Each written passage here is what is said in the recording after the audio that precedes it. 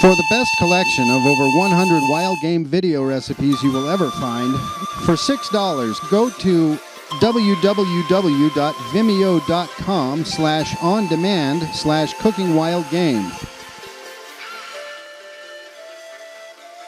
Hi, I'm Rich from the Wild Things Show, Cooking Wild Game. And I'm with Big Mack Sherman from the Outdoor Domain. And Mac was a Chuck Wagon Chef for many years. Yes, sir. Yes, sir. And the rumor is you're pretty good at it. Well, I never got fired, but I had a lot of hungry people, so if they're hungry, if you're hungry, you do a pretty good job. But that's a little bonus. When they're hungry, they don't complain much, do they? And invite them to eat at 7 and feed them at 8, and everybody's happy because they're hungry. Well, you know, well, I was asking around about you a little bit, and I got a lot of volunteers to come down here and try out the food. Well, I noticed nobody volunteered to come help cook. Yeah. They're all ready to come try it, but nobody wants to come help cook. So we're in the plains of Texas? Yes, sir. South Plains. South Plains of Texas. And what are we in this episode? What are we doing? Well, a little bit of everything. We have a huge flyway for the SandHill Crane. And so I have a freezer full of SandHill Crane, and they call it the ribeye of the skies. Well, that's a little bit of a stretch, but it is pretty good, pretty edible. So we're going to do a couple of different recipes with some SandHill Crane.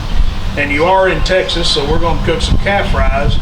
Some people call them mountain oysters. For those that don't have a clue about what we're talking about bull testicles. We're going to cook some of those today too while we're in the kitchen. That was my favorite prank. The Easterners. Yes, sir. Yes, sir. When they come hunting, is to feed them some oysters. Yes, sir. Oh, great. Well, okay, we'll let you get started here then, and we'll cook up some. All right, sounds good.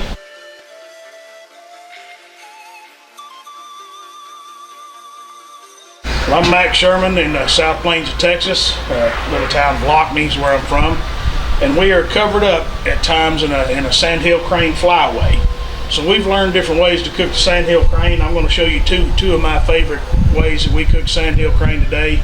A lot of people will pound them out and chicken fry them. A lot of people just grill them whole on the grill. I've got a couple of different ways that I do mine, and I'm going to show you how I prep one way, and then we'll do a second way. This is what a SandHill Crane breast looks like when you just all we do is fillet that breast off each side. And for this particular deal, and that's your fillet, your crane fillet breast or your fillet breast. And on this one, I've cut it into fairly thin strips, about a half inch, and then as long, a half inch thick, and as long as the breast is. I'm gonna go through all of that pattern. Then I'll take a strip of bacon. Now I will season these. Now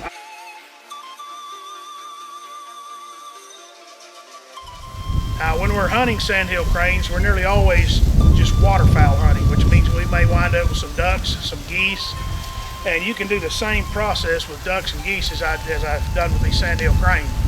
We just have thousands of SandHill crane. They're readily available. They get in their wheat fields, and actually farmers will appreciate you coming out and hunting the crane off their wheat field. So I didn't prepare any duck or goose in this video, but it's very easily done the same way. Any dark meat animal, and goose and duck, they're both dark. SandHill cranes are dark. So any dark meated with no fat, any no fat dark meat animal will work great on the same process. That little marinade that we made to put on them penetrates it and really makes a good meat out of it. But these are the shish kebabs, and we kind of put them on the upwind side, which is winds blowing to my face, because they really don't need to cook a whole lot. Got the shish kebabs going, and now here are those bacon wrap crane strips, and we'll just line the pan with those.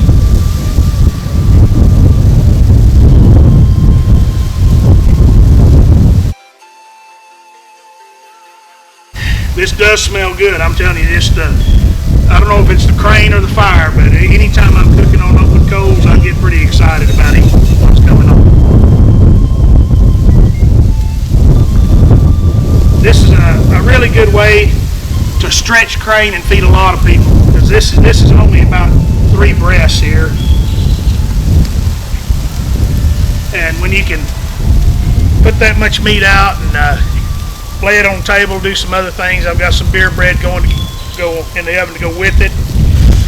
And I can feed a lot of people and entertain them on something they probably never have had before. A lot of people have never had crane quite like this, or a lot of people have never had crane. We're also cooking some calf fries. A lot of people have never had those, but we're going to prepare this, and then me and Rich are going to sit down and have a feast.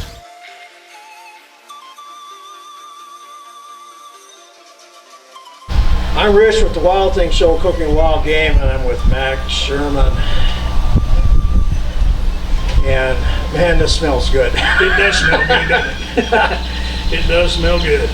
So we got bacon wrapped crane, and we got crane shish kebabs. Yes, sir. Yes, sir. And we did this on open fire. Yep. On the charcoals. Now you prefer wood over charcoal, or? Not necessarily. I like wood, but we have a burn ban in our county most of the time.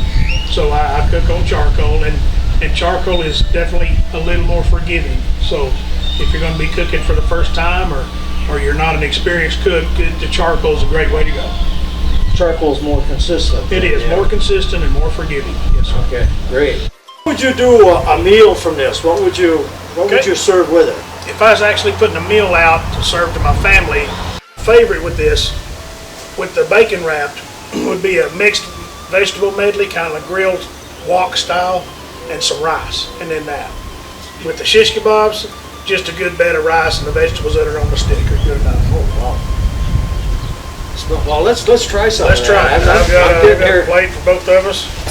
And I'm getting smelling this is really nice. I brought out the fine china. Camper special. Camper special. Thank you, sir.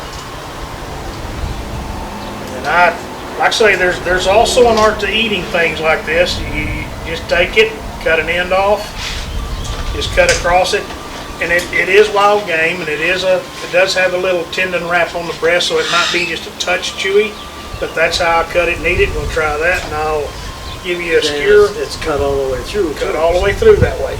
There's you a skewer of crane, and they're pretty on the stick, but I slide them off the stick and I just get after them. Oh, this marinade is wonderful. The marinade does a good job on wild game, sure does. And I always did like shish kebabs. Well, seems like I've only seen you a few times, Rich, but anytime I see you, we're eating. And even if we're not filming a show, we're still in a restaurant eating. There must be something about that we both enjoy. It's excellent. And I say this pretty much all the time. You learn to cook wild game like this when your family's going to be bugging you to go hunting and the freezer's going to stay in. You bet. You bet.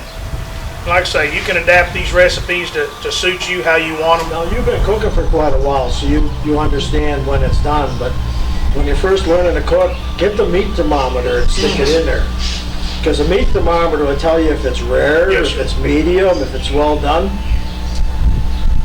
I didn't realize that trick until lately, and that saved a lot of game for me from wrecking it because I overcooked it, was that meat thermometer. And a meat thermometer, it's good for a lot of things. In general, people have a tendency to overcook meat, but they really have a tendency to overcook wild game. And wild game is especially susceptible to it because it dries out. So you invite somebody over to eat backstrap off your deer, you overcook it by 15 degrees internal temperature, it sits for a little bit, then you come to the table and it's tough as shoe leather and has no flavor, it tastes like a burned piece of cardboard. Well, of course you're not going to enjoy it, but if you'll stop and take the time to learn how to cook it, watch some of these Vimeo episodes, that's how you're going to learn it. And I think that bacon wrap rivals just about any other wild game I've had. It's pretty good. They call these ribeye of the sky, like I said earlier, that's a stretch, but they are edible and they're not bad at all. For the best collection of over 100 wild game video recipes you will ever find, for $6, go to www.vimeo.com/on-demand/cookingwildgame.